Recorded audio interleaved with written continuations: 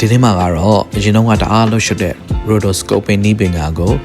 Adobe Premiere Pro 2026 version မှာပါလာတဲ့ Object Mask Tool ကိုသုံးပြီးတော့လွယ်ကူစွာဖြင့် background နဲ့ foreground ရုပ်တွေကိုပေါ့နော်ခွဲသွားမှာဖြစ်ပါတယ်ဒီနည်းပညာကအခုချိန်မှာတအားကိုလွယ်နေပြီမဲ့ဟိုးရင်တော့ဆိုရင်တသက်ရဲ့ result ထွက်ဖို့ကတော်တော်ကိုလက်ဝင်ပါတယ်ကြည့်လိုက်ကြအောင်ဒီ toolbar မှာဒီ icon အသက်လေးကိုတွေ့ရမှာဖြစ်ပါတယ်နှိပ်လိုက်မယ်ဆိုရင်တွေ့ရတဲ့အတိုင်းပဲ Object Mask Tool ဆိုတဲ့ဟာလေးကိုရွေးချယ်လို့ရပါတယ်ကိုလိုချင်တဲ့ဒီ subject နဲ့ပစ္စည်းရေပေါ့နော်ကြိုက်တာရွေးလို့ရတယ်ဒီပုံမှာဆိုရင်အရှိမရှိနေတဲ့character သို့မဟုတ်ဟိုနောက်မှာရှိနေတဲ့ကာတီးတန်ကိုလည်းခွဲယူလို့ရမှာဖြစ်ပါတယ်ကိုစိတ်တန်းကြနေရာတစ်ခုကိုရှာတွေ့သွားပြီဆိုရင်အဲ့ဒီနေရာကိုရွေးလိုက်ပါသူကတနေရာထဲမှာရှိတဲ့အသေးစိတ်ကိုလည်းထည့်ပြီးတော့ရွေးလို့ရပါတယ်လူပြင်းလက်ထက်မှာကင်ထားတဲ့ပစ္စည်းများအဲ့အရာတွေကိုပေါင်းပြီးတော့မှတစ်ခါတည်းကို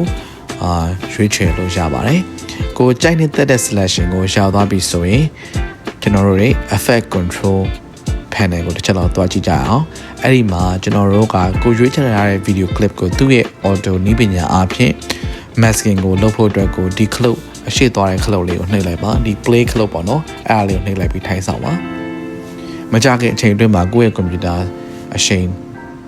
နဲ့ motive ပြီးတော့နော်ခဏလေးတော့မဟုတ်အနှဲငယ်ပေါ့နော်စောင့်ကျင်နဲ့စောင့်ပါပေါ့ result ကောင်းကိုစတွေ့ရမှာဖြစ်ပါတယ်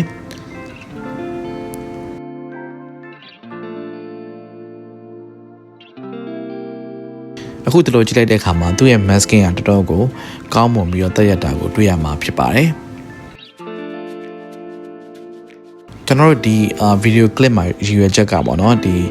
foreground နဲ့ background subject နေရာကြားထဲမှာကျွန်တော်တို့အစာကိုထည့်မှာဖြစ်ပါတယ်နောက်တစ်ခါပြန်ပြီး review ကြည့်ကြအောင်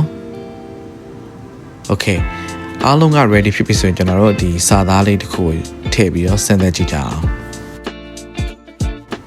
ဒီနည်းပညာကကိုကြော်ညာလုပ်ငန်းသို့မဟုတ်ဒါမှမဟုတ် promo video အတွက်ကိုရိုးနေတဲ့ edit တခုကိုနည်းနည်းဆန်းကျယ်သွားပါတော့အလွယ်တကူနဲ့ရနိုင်တဲ့ဒီ tools လို့ကျွန်တော်ကတော့သတ်မှတ်လိုက်ပါပြီဒီနောက်လာမယ့် edit တွေမှာလည်းလွယ်တကူနဲ့ထည့်ပြီးတော့သုံးပြီးတော့ edit လုပ်လို့ရတယ်အရင်တော့ rotoscoping ဆိုရင်ဘယ်လိုပြောမလဲဝှေ့ရှောင်တယ်ပေါ့နော်